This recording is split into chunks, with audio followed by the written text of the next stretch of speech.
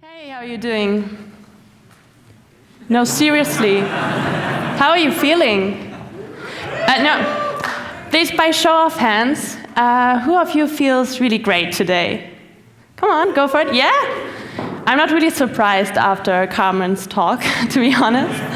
And now, who of you feels kind of low today? A bit bad? Okay, honest, yeah, one person, two, three, whoa, yeah, okay, thank you. But most of you seem to feel pretty good today, and I'm happy for you.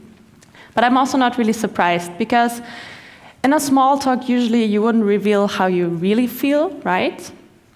So today I want to show you that it's perfectly normal and even good not to feel great all the time. Imagine you have a performance review at work, and you receive loads of good feedback, including from your boss. Everyone loved what you did. You did a great job. Only one piece of feedback was not so good. One of your colleagues thought, you could have done better. So what happens? How would this make you feel? Would you feel happy and positive about it? Or rather low and uncertain? So I must confess, when this happens to me, my whole day is ruined. I can't get my mind off this one bad feedback, ignoring all the good ones. And this phenomenon is called negativity bias. It means we have an increased focus on negativity, just as shown as on this image.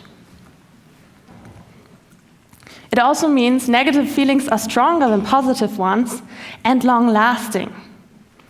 Its initial purpose was to protect us from the worst-case scenario, death.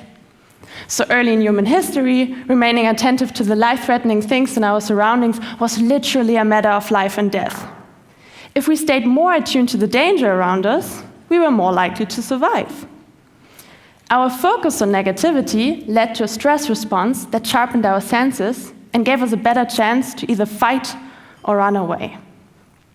So back then, our physical safety wasn't constant peril. To cope with this, our brains evolved to drown out all but the negatives, much like myself when I read the reviews to my book.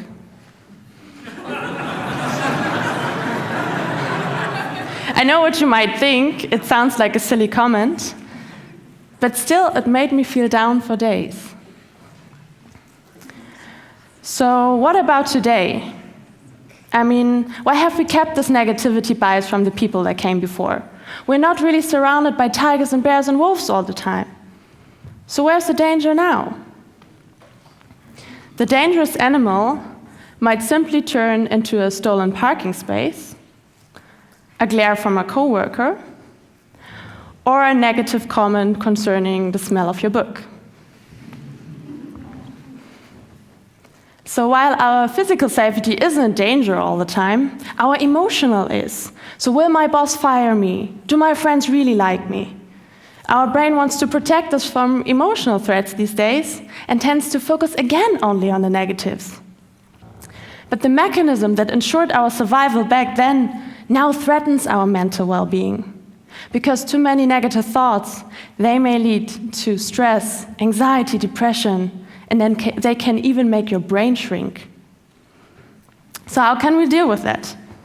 Negativity still draws a lot of our attention. Take the newspapers, for instance. Many headlines, they are negative. Because the media understands that you sell more newspaper with vinegar than with honey. But what does this to our mental health? Recent studies have shown that 2 minutes a day of negative news, by reading or watching, they already impact our mental health negatively. 2 minutes per day. So I can imagine that most of us, including myself, we spend way more time than only 2 minutes on social media platforms, for instance. So what can we do? Firstly, and most importantly, we need to be aware of the risks. Look, at some point in time, we understood that too much sugar, alcohol, cigarettes, that they are bad for us. So we try to limit our consumption. We tell our children, don't eat too much chocolate or candy, that's really bad for you. We need to have the very same awareness for the media use as well. We need to teach our children and ourselves a conscious media use, because too much of it is just as bad for our health as too much sugar, for instance. Then, secondly, we can try to balance negative news with positive ones. So in response to COVID, the actor John Krasinski, you might know him from the series The Office, he started a YouTube channel called Some Good News, which is dedicated to good news only. So watching his news is one of some options to balance the conventional newspaper. Then thirdly, as simple as it might sound, we need to invest more time in things that meet our own psychological needs. That can be spend time in nature and distance yourself from the tigers and bears in your head.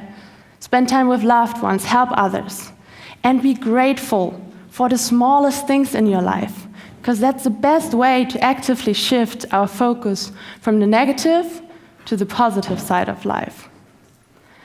And my own advice for achieving more mindfulness is switch your smartphones and laptops and other devices off as often as possible and enjoy peaceful moments without distraction. Another reason for our increased focus on negativity is our expectation. I have the feeling that these days we often expect our life to be perfect. But the probability for our life being perfect is very low, oftentimes zero. So as a result, we will be often disappointed. And here's the irony. While we expect perfectionism, we still focus on every little thing in our life that goes wrong. But if we understand that life isn't perfect, that it's made of a wide spectrum of different feelings, we can discover the potential of negative feelings. Because what are they? Bad feelings are a reaction and interpretation to my own thoughts and experiences. And that's awesome, because they help me evaluate the situation and give me the drive to change it next time in order to become happy again. They put the focus on something in my life that needs to be changed, and they give me the drive to do so. They also prevent me from doing the same mistakes all over again. And they are normal and even good, because without them, we wouldn't perceive the good feelings as such. So remember last time you were relaxing on your sofa at home? Didn't this feel way better after a long day of work or an exhausting and painful hike? So without the bad, there can't be no good. So let me tell you something. Having bad feelings is normal because everyone has them. Don't suppress them. Let them be there. Give them space and talk about them with your friends, your family, at work, with a doctor, and be proud of yourself that you allow and embrace those difficult feelings. And don't expect your life to be perfect. It's good, it's bad, it's everything in between, and it's meant to be like that. So next time if something goes wrong, just think, that's normal, because how does a baby learn how to walk? It falls 100 times. So this is why we learn from our mistakes. Let's create a world where everyone answers honestly to the question, how are you doing or how are you feeling? Where everyone takes the time to actually listen to the answer, and where everyone appreciates the lows as much as the highs. Thank you.